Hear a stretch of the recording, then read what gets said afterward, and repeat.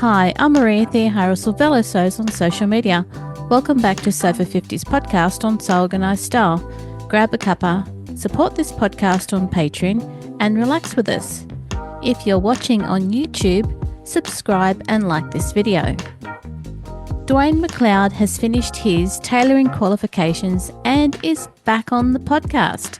Last year, Kim asked to bring Duane back on the podcast so we could find out about how he is progressing with his tailoring business now that he's back in Maine. You'll notice that I've used a new soundtrack for the podcast that I'd like your feedback on. The video version of this podcast is on YouTube and they have very interesting copyright rules, hence the change. For now, let's watch and listen to Duane. Duane, thank you for coming on to the podcast for Sober 50 on So Organised Style. Well, it's a treat to be here, Maria. It's always a treat. I think I've been here a couple times before. You have, and I think the beauty of this time is it's video and audio. A lot of the work that you've been doing in tailoring, in bespoke tailoring, is something that I know the listeners want to see and hear about. So thank you for coming back on the podcast. All right. I'm so glad to be here. I'm ready to go. So the last time we spoke, you gave me your time, your valuable time, while you were sort of part of the way through the Tailoring Academy course in the UK. And now you've finished the course. So we graduated in July of 2023. There were 13 of us total, and there were 6 international students. So I was one of the international students. And so we had our little graduation ceremony in like mid-July of that year. As an international student, we got 2 diplomas. So we got one certification, which was cutting and tailoring a bespoke jacket, which was sort of the first half of the course. And then we also got another diploma of cutting and tailoring bespoke trousers and a waistcoat. You know, we had a great little celebration. There was champagne, there was all kinds of food. You know, I have my diplomas. We were certified by the UKFT. So United Kingdom Fashion Technology Textile Association. That's what it was. And also the British Accreditation Association. So we had two certifications on our diplomas. And then we all went to 4 corners of the world, so to speak. We all had to go home. I think one of the things that you told us last time, as an international student, you couldn't actually stay in the UK for the whole period. You had to leave the country and come back. Correct. Right. So we could stay on like a tourist visa for 6 months. Yep. Then we had to go somewhere. Everybody picked a place to go. We just had to leave the country and come back in. And then I think some of the students stayed a little bit longer than I did that summer. But eventually your 6 months runs out and technically you have to go. So it was a great way for us to be able to participate in the program as international students because that was possible before. So it was really terrific to have that opportunity. And the opportunity that you were able to take up also meant at the time the upgrading of your car didn't happen. That's right. That's right.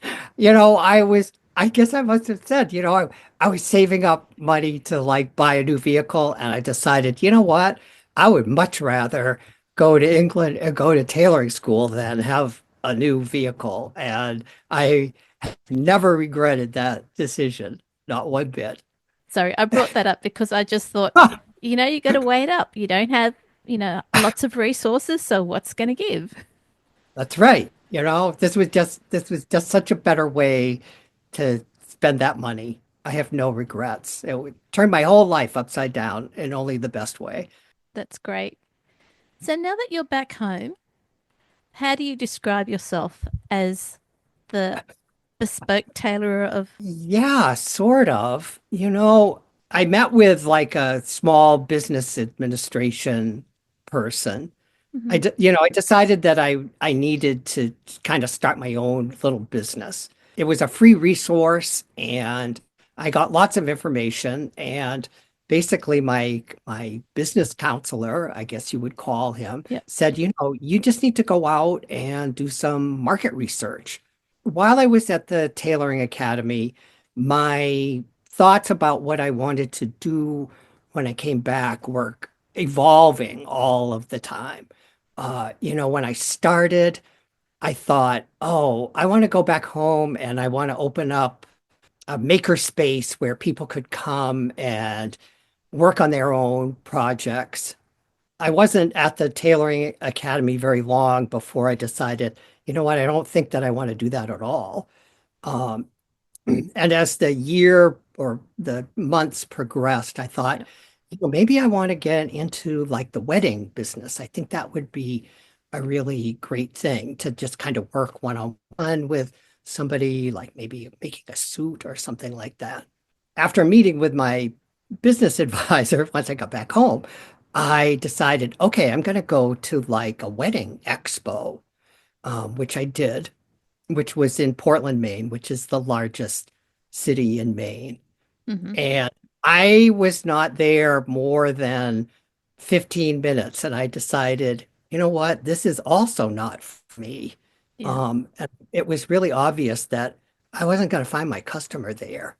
It was not what I expected. Let's just put it that way. Okay. And it was a good learning experience because I just decided this is not where I'm headed. This is that my customer isn't here.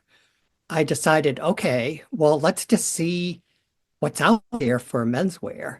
I've told this story so many times, but I got all dressed up. I put on all the best stuff that I had ever made. I made this winter white coat, which is like totally impractical but gorgeous that that I made after I came back from England. And I decided, you know what? I'm just going to go to the big menswear stores and see what they do. And I was just so lucky to walk into one of the menswear stores in Portland. It's called David Wood Clothiers. And the staff there just immediately understood what I do, what I am about. And so many opportunities have come through that whole experience. I've made a couple of coats for them, one of which unfortunately still hasn't sold, but I'm always hopeful. But it has just, it has kind of opened up some doors for me. And so, one thing just has sort of led to the other. Yeah, I guess what I'm saying is that, Yeah. it really is possible. It really is possible to find clients and to do this kind of work. Mhm. And I just feel I have been really so lucky. I think the good thing that you've said is that you've looked at this possibility or that possibility until you found the sort of work that you are comfortable and get some joy out of as well. Yeah, I mean, I love doing the work. I think everybody who went to the Tailoring Academy, there's a certain maker gene in all of the people that were there that they just love making stuff.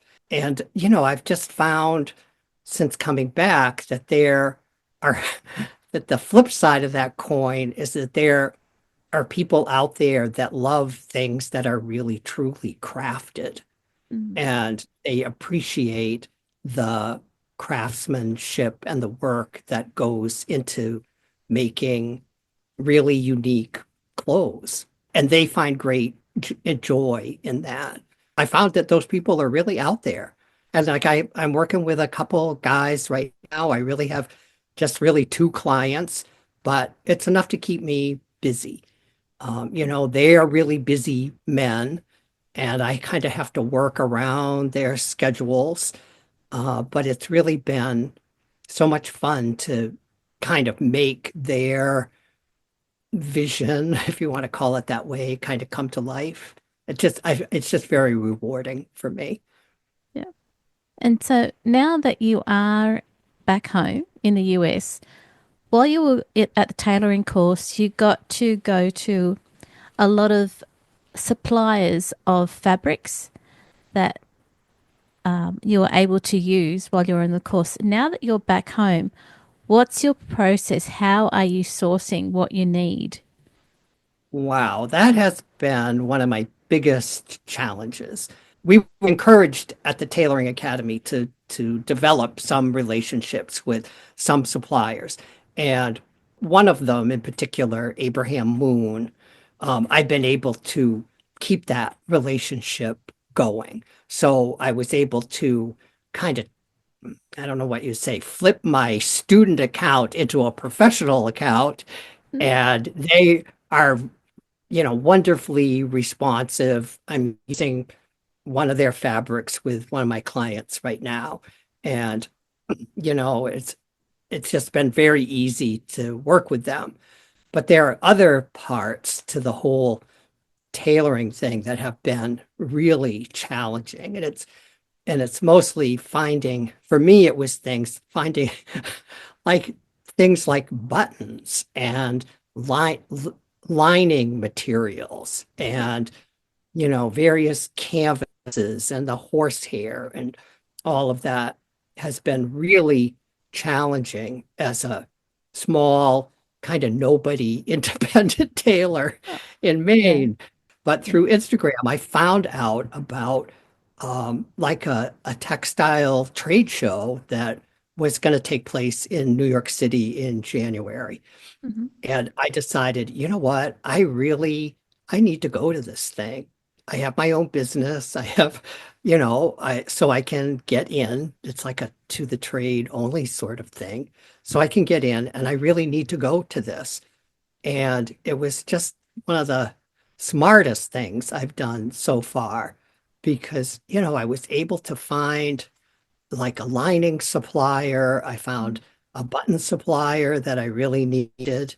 I was able to connect with McGee, who is out of Ireland, and they do all of the Donegal tweed. They are like the Wow. Donegal experts, and they have sent me all sorts of samples. I found I could go on and on. Of course, if you're in this business, you love all of the fabrics and stuff. And there was a British linen supplier that actually had like a blend that was linen and pineapple leaves or whatever is left over after the pineapple harvest.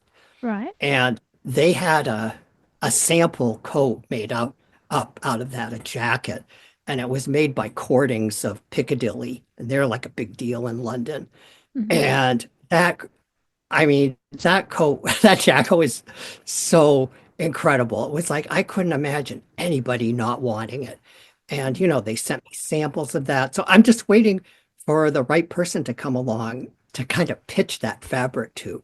But they also sent me tons of other linen samples and stuff. So slowly but surely, I kind of getting to to a point where I feel that I have something to offer, like, that I can meet with a client and actually have like lots of things for them to choose from because that's kind of what we all want to do. That's what we all want to do, right? We just want to be able to say, the world is your oyster. Here are all of these things. What appeals to you? Mm. You know, that's anyway, it's great. It's great fun. It was a terrific experience, and I met a lot of really great people. And really, you are a business, a starting business. So going to a business expo or a business, was it an expo? Yeah, it was sort of like a trade show, right? It Okay. was all for like spring. It was all for Yeah. spring fabrics. So, there were, I'm sure, I have no idea who all the people were there, but some of them may be like small manufacturers that are looking Yeah. to place a order to make, a few, I don't know, thousand things. I don't know. But Mm.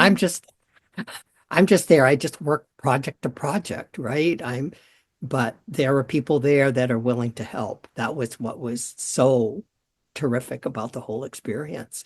When you were on the podcast last time, you were fully into learning, tailoring, and you were really excited, even though, it took a lot of your energy. That excitement is still there when you talk about it now. So I think you've really hit the right part of what you want to do with yourself and your skills. People that know me that, I've made all the clothes that I really ever need for Mm, myself, right? I think one of the things about, you know, having that skill and being able to make our own clothes is that the clothes that we make, well, first of all, they last and last and last and last, right? Because they're well made. And they're the clothes that we really, really, really want.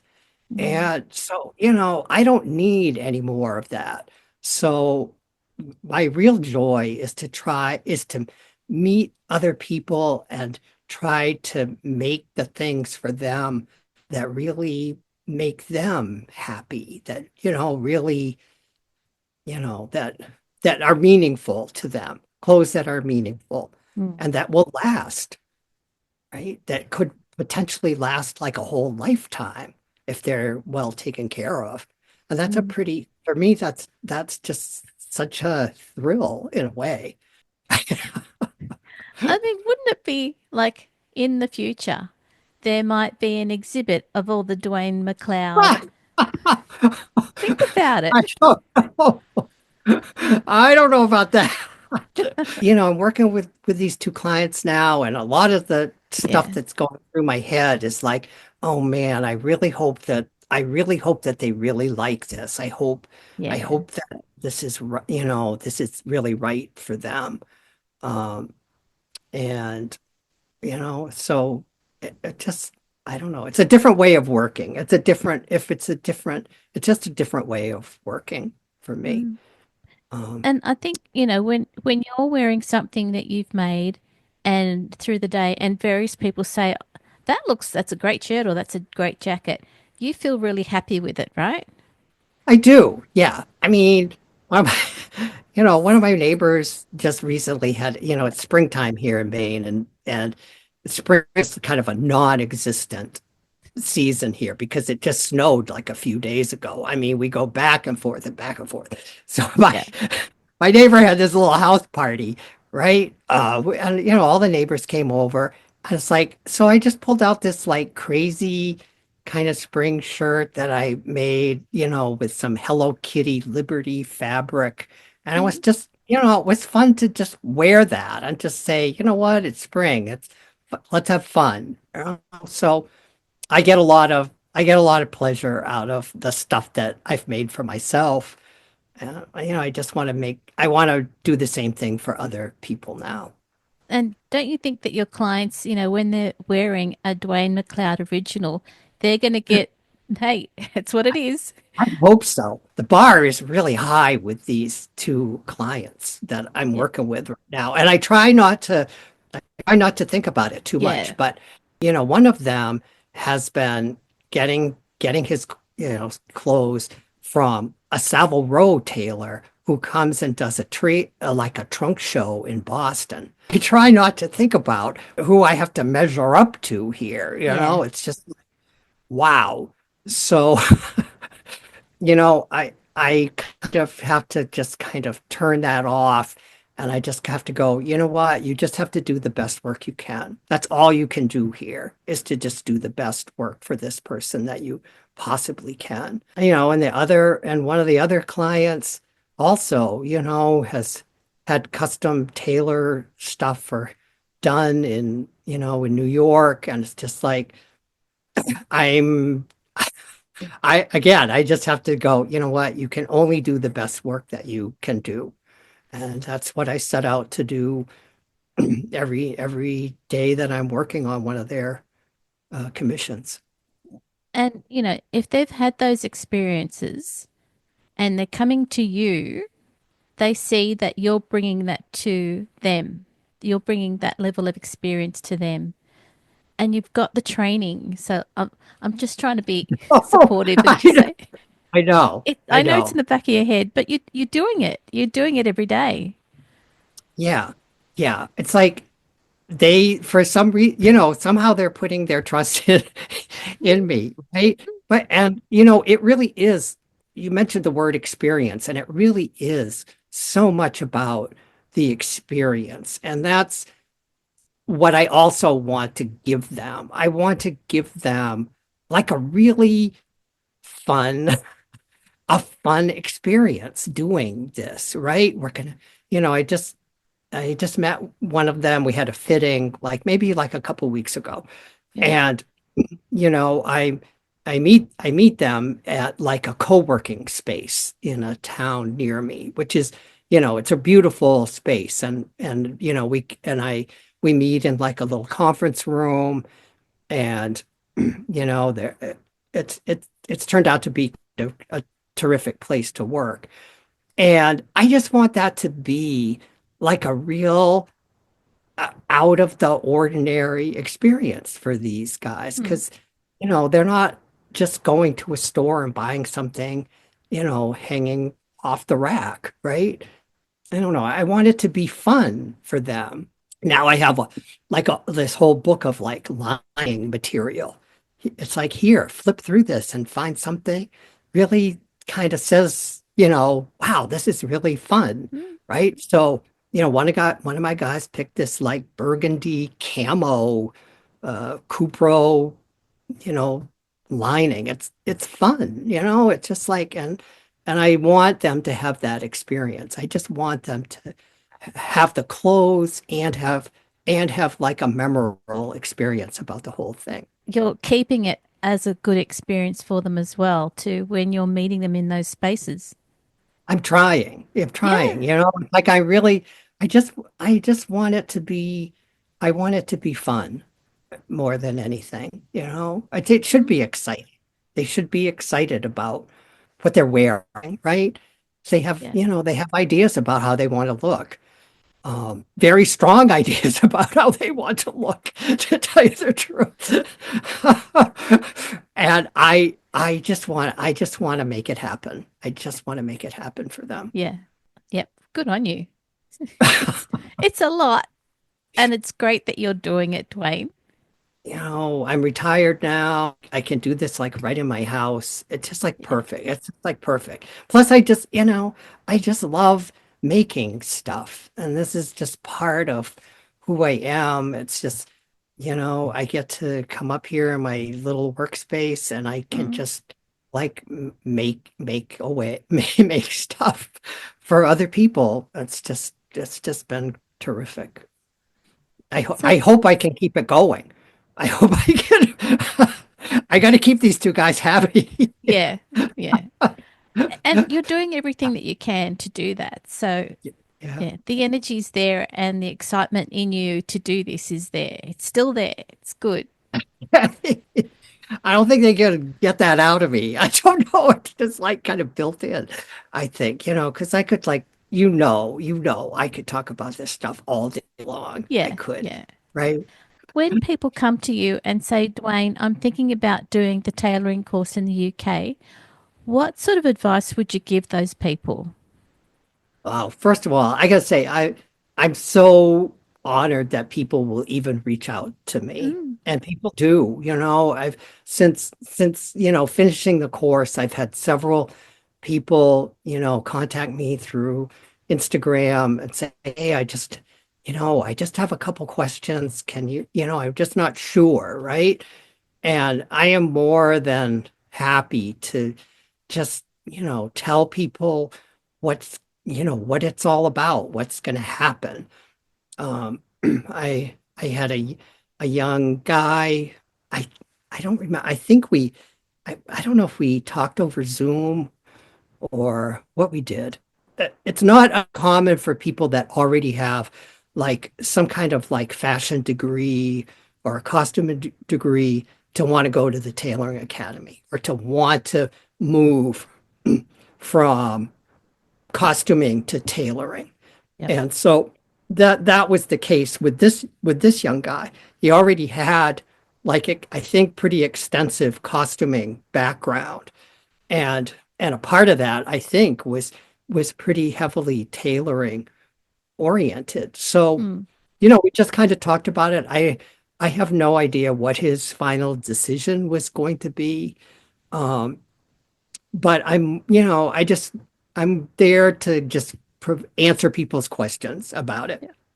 Um, because it's a big investment, time-wise, financially, it's a big investment, right? And people want to know what they're going to get, what they're going to get, right? Yeah. And I I got a hell of a lot more than I thought I was going to get. I think.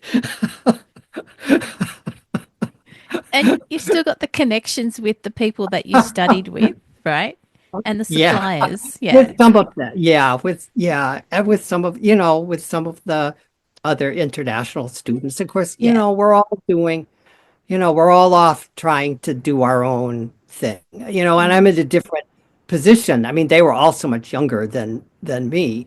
I don't need it to support myself, Yeah. right? But, they need, like real jobs. And so they're looking into the whole fashion world.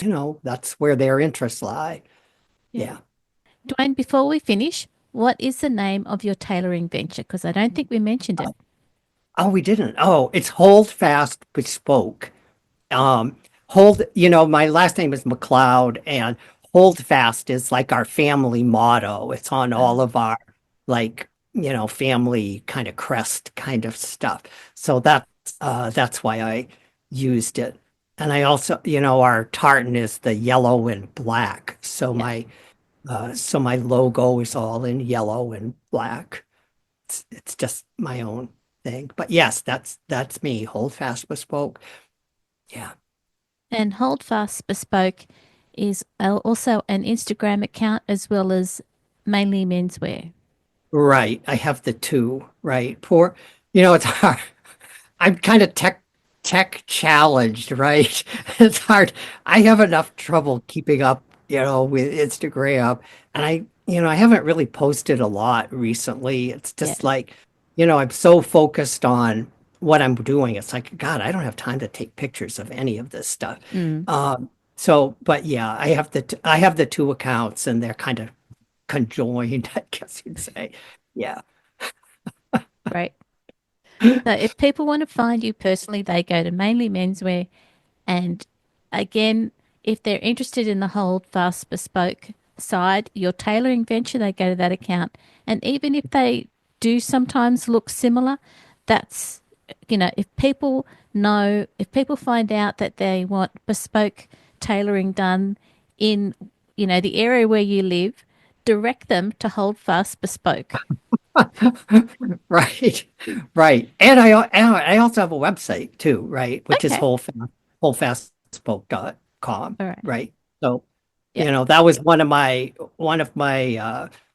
uh business advisors pieces of advice. He says, you know what, you want to be sure that you like own like all the real estate. He says, so pick a name where you can have like a website where everything can be the same name, your Instagram account, your Facebook account, whatever. Yeah. Just make sure that he described it as like owning all of the real estate.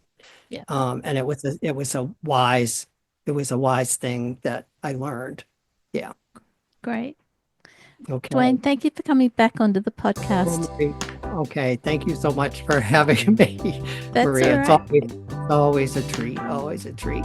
Oh, thank you for your valuable time because I know you're really into it now. So thank you. Okay. All right. This episode of Soul Organized Style Podcast was video and audio produced by me, Maria Theoharis, in my sewing room with permission of Duane MacLeod. Sound by Kaneef on YouTube.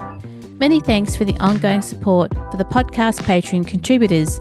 Their ongoing support enables me to develop this podcast in video and audio for you for free. Go to Patreon and find the So Organized Style Patreon page and join us. Make sure you direct message Sandy and editors at Sover50 on Instagram to contribute to the ongoing posts and challenges the team posts to the community of over 53,000 followers. You can subscribe to So Organised Style Podcast, spelled with an S, not a Z, on all good podcast apps. Make sure you go back and listen to our free Sover50 podcast archive on So Organised Style Podcast. I look forward to joining you in your sewing room next time. Stay safe, everyone.